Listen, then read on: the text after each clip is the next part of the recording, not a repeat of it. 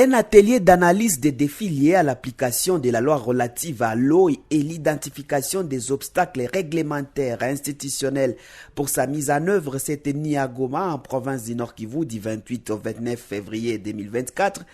L'ouverture de cet atelier avait été faite par le conseiller principal du gouverneur en charge des ressources hydrauliques, Jean Rouyangué. Dans son intervention, le chargé des programmes AVNG International, Adolphe Ngondo Matabaro, a expliqué le contexte de la tenue de ces assises. Le projet en soi cherche à promouvoir les petits paysans dans son économie locale, parce que c'est un projet de sécurité alimentaire où on veut revitaliser le développement des chaînes de valeur pour les petits paysans, pour qu'ils accèdent au marché, qu'ils puissent relever son petit revenu, qu'ils puissent accéder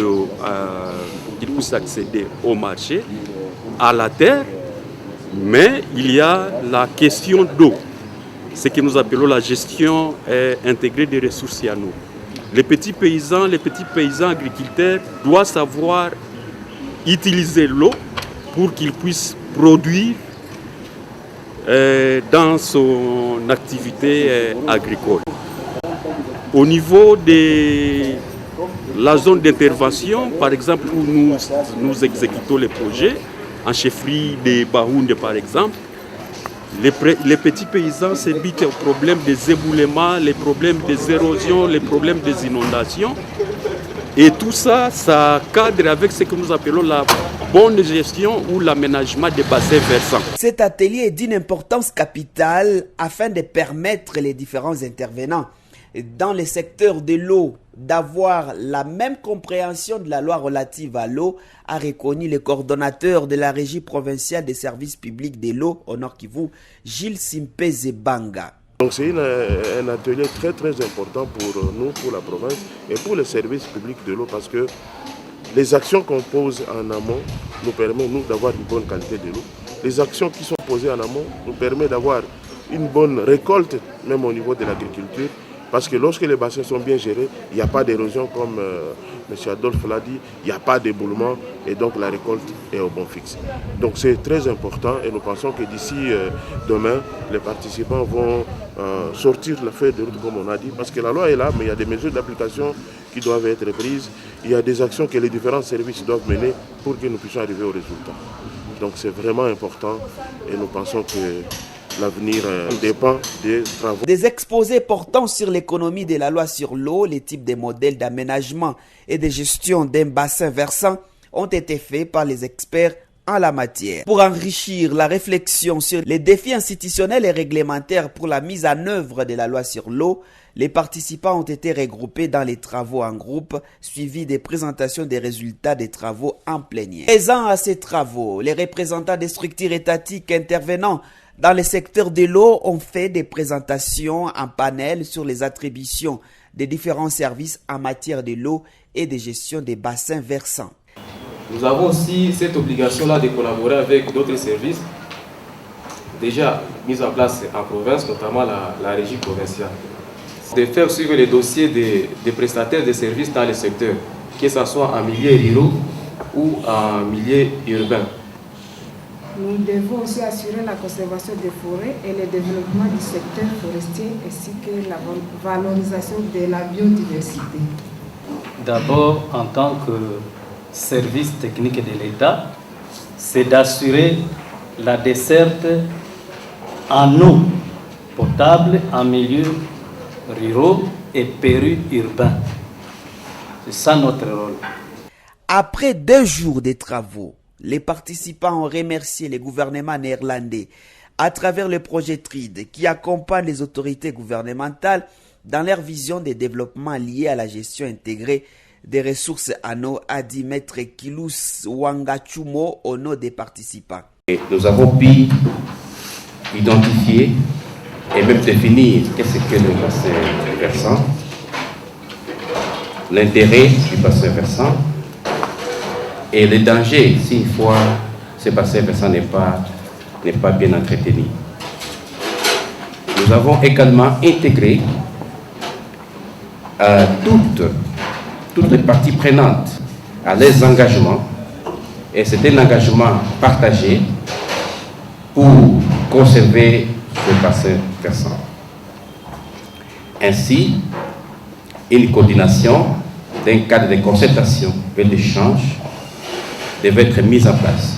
Sentiment de satisfaction pour les résultats atteints exprimé par Adolphe Ngondo Matabaro au nom du consortium TRID. De passer à revue les contenus de la loi numéro 15/026 relative à l'eau du 31 décembre 2015 et nous venons d'avoir une même compréhension sur cette loi. Nous venons aussi d'avoir une clarification sur les compétences des différents services en charge de la mise en œuvre de la loi relative à l'eau. Et nous venons d'élaborer une feuille de route contenant les actions susceptibles d'adresser les différents obstacles réglementaires et institutionnels. Rappelons que cette activité s'inscrit dans la stratégie d'intervention du projet TRID, qui est en effet centré sur les chaînes des valeurs agricoles, l'accès à la terre et au marché et à la gestion intégrée des ressources en eau et vise à améliorer durablement la sécurité et les revenus des exploitants agricoles à l'est de la RDC. En appuyant l'organisation de cet atelier provincial sur l'analyse de la loi relative à l'eau, VNG International, avec les autres membres du consortium ZOA et Agritera, s'inscrivent dans les programmes du gouvernement à vouloir créer un environnement favorable aux activités agricoles des petits paysans en développant des outils juridiques adéquats et susceptibles de réglementer et accompagner les systèmes résilients de gestion des bassins versants.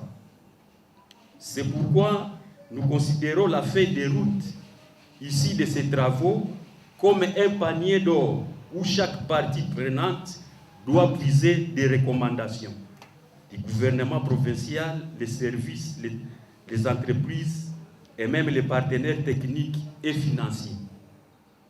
Mesdames et messieurs, distingués invités, avec l'appui du gouvernement néerlandais. Dans son allocution de clôture, les coordonnateurs du cabinet du conseiller principal en charge des ressources hydrauliques, Albert Paluku Mukosa, a remercié les consortiums VNG International, ZOA et Agritera pour son appui au gouvernement dans sa stratégie de gestion des ressources en eau.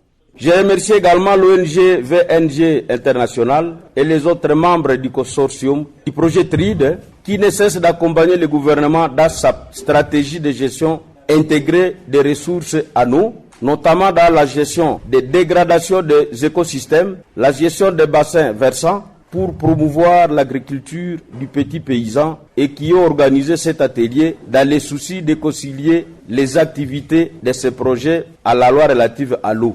Depuis 2015, le gouvernement de la RDC a fourni des efforts dans l'optique non seulement d'améliorer le cadre juridique, mais également la gouvernance du sous-secteur d'approvisionnement en eau potable, en optant pour une approche décentralisée et concurrentielle au regard de la Constitution de la République démocratique du Congo de 2006, qui a consacré la décentralisation des compétences des provinces à son article 48, établit l'accès à l'eau potable comme un droit à tout Congolais. Plusieurs recommandations ont été prises, dont la création d'un organisme consultatif de gestion intégrée des ressources en eau, des actions et une feuille de route a été définie pour aider à surmonter les obstacles à accompagner les systèmes résilients des bassins versants. Notons que cet atelier a été organisé dans le cadre de la stratégie d'intervention du projet TRID, Transition pour un développement inclusif à l'est de la RDC, appuyé par les gouvernements néerlandais et exécuté